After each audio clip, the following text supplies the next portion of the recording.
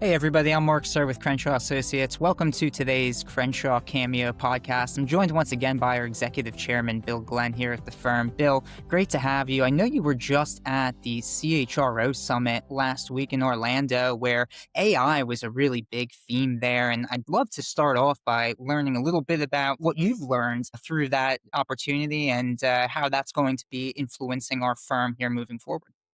Thanks, Mark, and thanks for the opportunity. This is our third time sponsoring the CHRO Summit, and it's both critically important for us because for 45 years we've been partnering with CHROs. Second is that it provides us with some of the most recent trends, intelligence around some of the key issues facing CHROs and corporations. Like always, there's a really terrific agenda. There was a lot about AI, but also some other topics that were equally as interesting from a leadership standpoint, from a just general environment of what's going on. There were probably 4 breakaways sessions on AI, a couple of just panel-driven ones. In fact, one was moderated by Kevin Cox, and it was about the work they've done for a world-class HR business partner. Now, if we think back a couple of years ago, I actually interviewed Kevin and we talked about the work that was done for a world-class CHRO. And so they've taken all of that work with obviously a different framework, but some of the key what count factors to elevate the business partner role. And in fact, for us, it's some of the work that we're currently doing with CHROs and their teams to essentially have the HRBPs establish the same relationship with their business partner and business leads as the CHRO has done with the CEO and corporations. So overall, it's a terrific agenda, really interesting, gave us further insights. And, as you know, we've been not only working with CHROs for 45 years, but engagements with their senior executive teams. Excellent. And I'd love to dig in a little bit more on the AI piece, because the last time you and I got together for one of these conversations, we were discussing kind of the disruption that exists in the workplace right now and how AI is really reshaping how organizations are working and competing. So from your perspective, what do you think makes this disruption different than some of the other ones we've seen over the last several years that have been a little bit more episodic in nature? The episodic disruptions pre-COVID were the tech bubble, for those who remember that, 9/11, the financial crisis. And in all of those, that it didn't dramatically change and force change a business model. And so I would term those as episodic. COVID as an episodic became sustainable, or sustaining, I should say, right? And sustaining because it was, first of all, keep the lights on in the corporations. Then it was away from the office, hybrid, which continues today, and some of the leadership opportunities that followed. So closely following that has been the advent of AI and accelerated the pace of technology. Right. When I was sitting at the conference, I thought of Tom Friedman in his book, Thank You for Being Late, in which he said, and where he said, that the pace of technology was outpacing humans' ability to catch up, and that lifelong learning was really critically important. Interestingly, that was written in, I think, 2000 or 2001, before what I'd say is ChatGPT really changed the landscape completely and accelerated AI. It has just profound impact on the organization for a couple of reasons.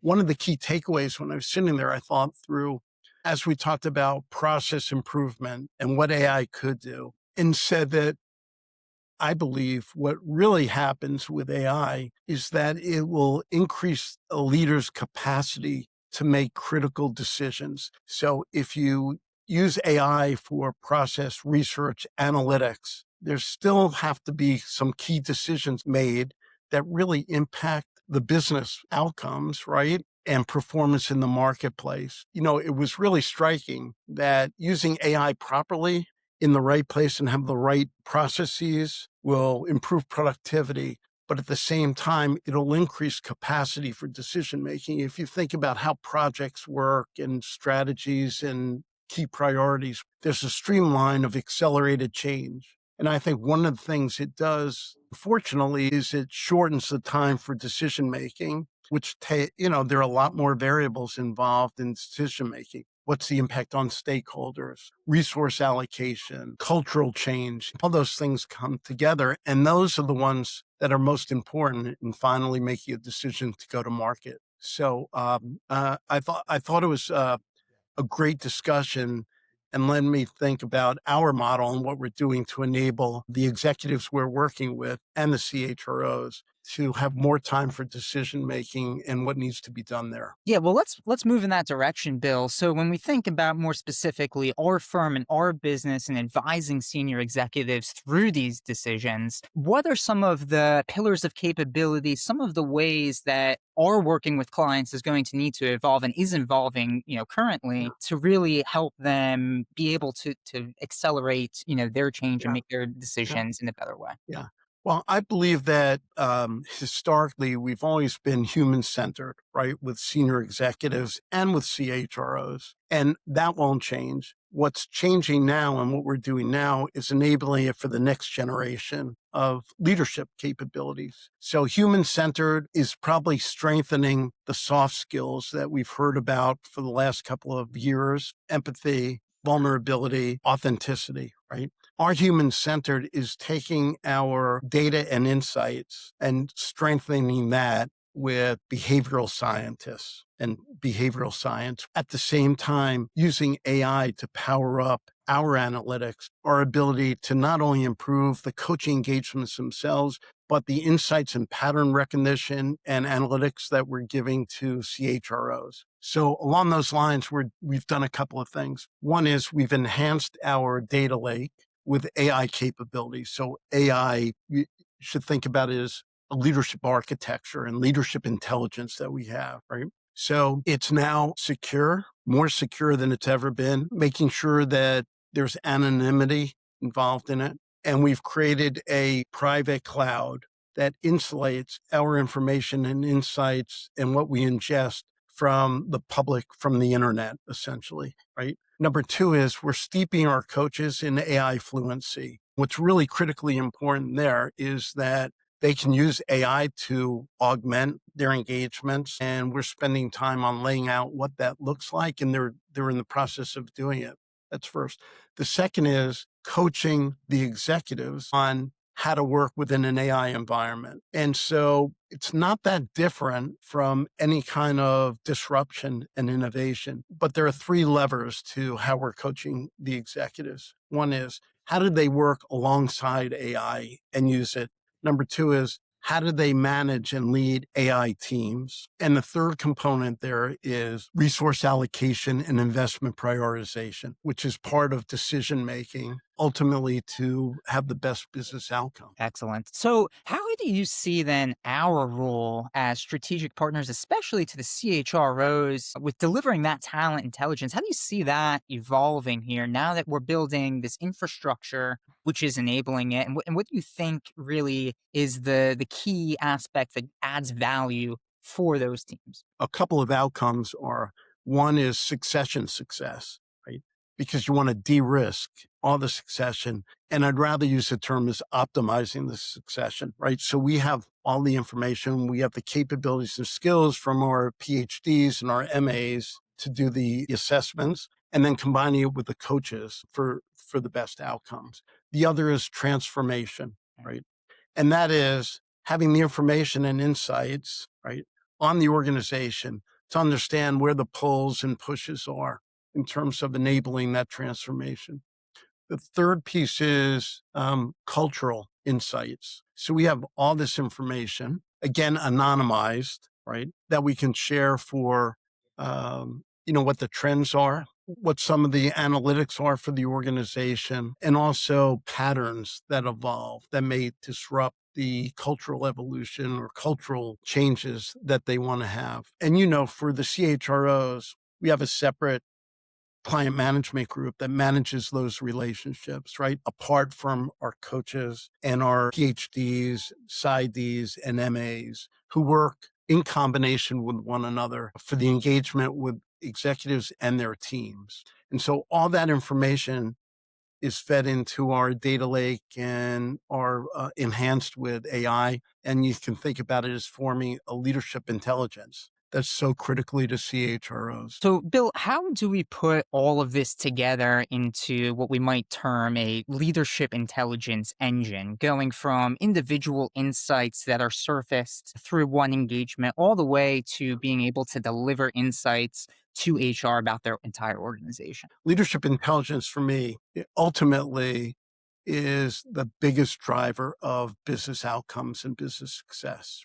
And we had to take some steps to get there, right? And are taking even deeper steps. It was our AI enhanced data lake, secure, anonymized, used ethically for organization. Number two is steeping our coaches and advisors in AI fluency and using, as we do now, behavior scientists, our PhDs and our MAs to do the assessments, the reports, and also delivery with the coaches themselves, which is a critical piece, right? The third piece is the intelligence that we have to deliver to the CHROs. So when I think about a leadership intelligence, it's a continuum, which is insights we gain, the activation in the engagements themselves with executives and teams, all of that information coming together from the assessments we do, the 360 interviews we do, the general understanding of the culture into intelligence and understanding what patterns exist in the organization, precision analytics. And then finally, all that rolls up into impact for business outcomes. And the impact is scaled leadership, greater insights for the CHROs into the organization and the culture, and the greater success, quality decision-making, allowing the coaches to lead through transformation and change. Yeah, absolutely. And so you've mentioned a few times, just sort of in passing, just the security, the privacy, Yeah. and the governance that we're building around this entire process. I'd love to just discuss that a little bit more, sort of the criticality of it, how we're approaching it, and also how it's so relevant to keeping that human-centric approach to our coaching engagements. Yeah, that's a really important question, and we're doing it in a couple of ways. One is, as I said, establishing the infrastructure that's protected, anonymous, and that we have rules around that, right? And it's embedded in the applications we're using and the outcomes we have, right? So it's fully protected and secure. The other is just talking to the entire organization about ethical framework, right? Which is critical. How are we going to use the information that we have to make sure we protect people's identity, but at the same time, making sure that we're adding value to both the CHROs that we're speaking with, as well as, in the coaching engagement. So more information is powerful. We've always talked a little bit about we're expert led, and that's that our coaches have sat in the seat of former senior operating executives. So they've sat in the seat and through transformation, now being fluent and steeped in AI. So that's one. Number two is data and insights, right? We've always used that as a differentiator. And because we're so steeped in that, and we've used our PhDs and MAs, it's critically important that in that way that all the information is protected and we're using it in the proper way. And the third piece has been technology enabled, using the AI capabilities to provide the greatest amount of value both to the CHROs and to the executives. Yeah, that makes a lot of sense. And so, with an eye toward the future here, what do you think is going to be the evolution of our coaching programs from sort of episodic coaching to really continuous development and thought partnership? We mentioned kind of the concept of optimizing for succession. I think that's a key piece there, Yeah. right? Of having those deeper relationships with the organization more cultural understanding. Can you just maybe discuss how you see that evolving here in the future? Yeah, I wouldn't say that we're just an engagement at a time, sort of a coaching engagement at a time right now. We've been, for the past couple of years, doing more and more. First of all, and important, is the executives themselves and scaling their leadership. And I talked about AI capabilities, decision making. Those are things that must be human centered with our coaches and with the executives and their teams. Succession, not only planning, but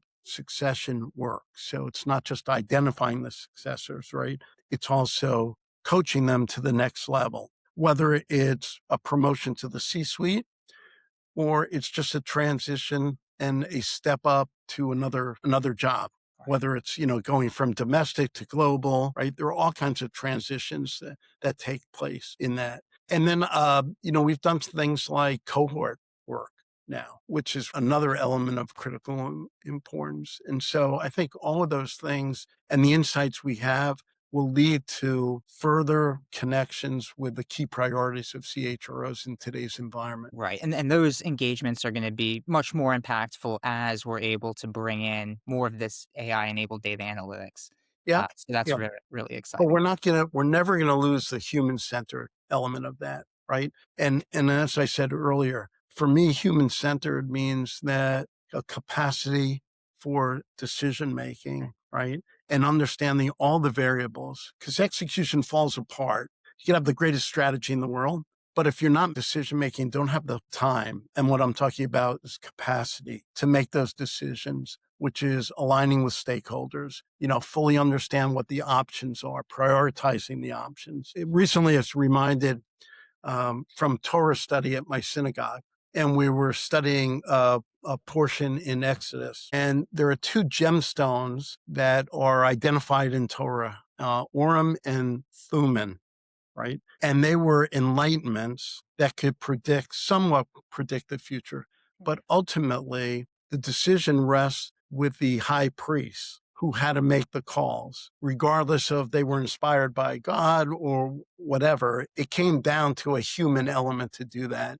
And literally, this was a Saturday morning session.